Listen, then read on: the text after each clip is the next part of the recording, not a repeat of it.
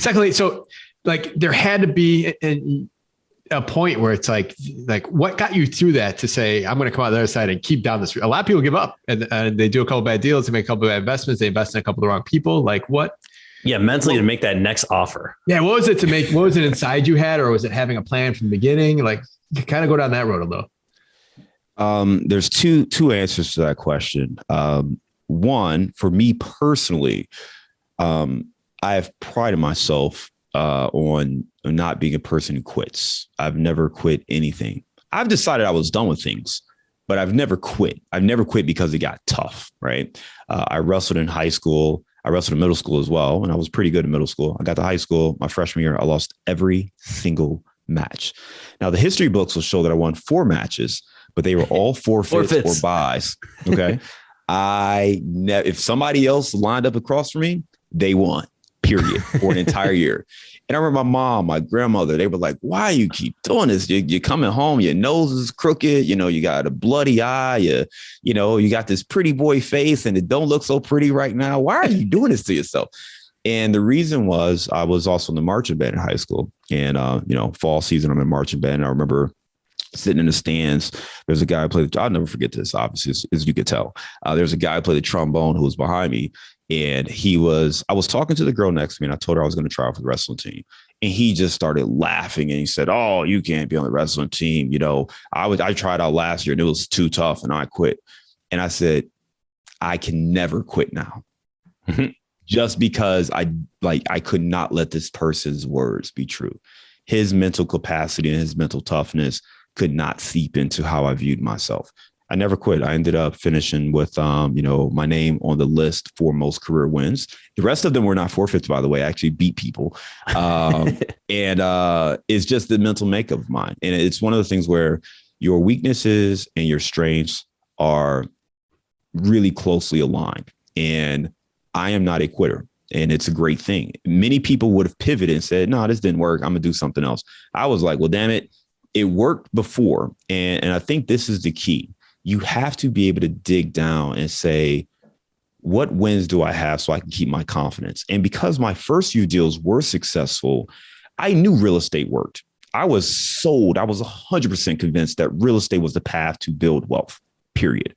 I had made more money when I refinanced that first property. I made more money than I made an entire year in my salary just on a refinance.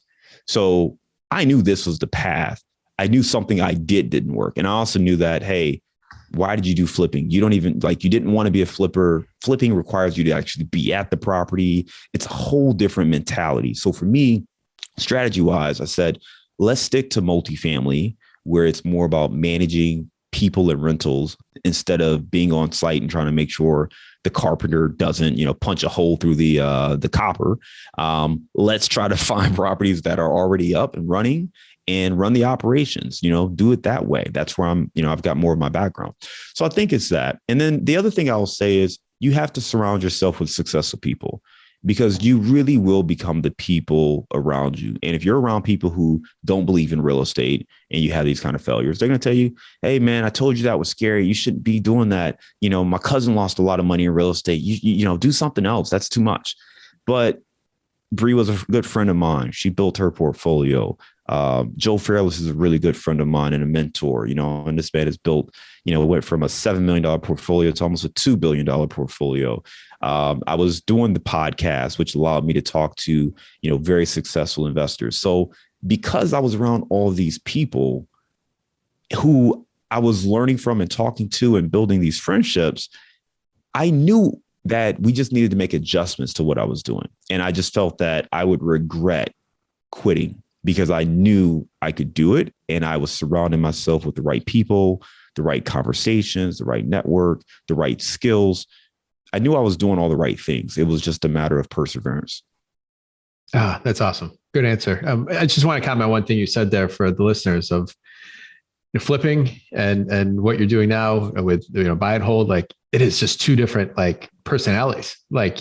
Usually one person really likes one and hates the other, but might do it just because maybe it creates a short-term opportunity. But consider when you're making decisions which routes you're going down, which you prefer, which you really like, because there's going to be days that it's going to be your pleasure or your excitement about it or your love of it that's going to push you through some of the tougher times. And Mark, I think just a spreadsheet. Sorry, yeah, go ahead, John. No, I was just going to say, I think the other key thing is I actually enjoyed, even though I lost money, I enjoyed the process. I just didn't like losing money. And my point is, the real problem for me was I had a full-time job and I had 2 young children under, 4 years old. I couldn't be at the property playing babysitter and manager. So I really needed to be in an environment where people did what they said they were going to do. If the electrician was going to be there today at 10, he just needed to show up. But if he didn't show up, or if I didn't call him at 10:05 and say, hey, man, it's 10:05, where you at? Like, if I didn't do that, it didn't get done. And that's what it required. And for me, that was too much. And that's what I realized is like, you know what? Flipping is for somebody who is essentially very hands-on. And that is not the style that I can invest in at this point.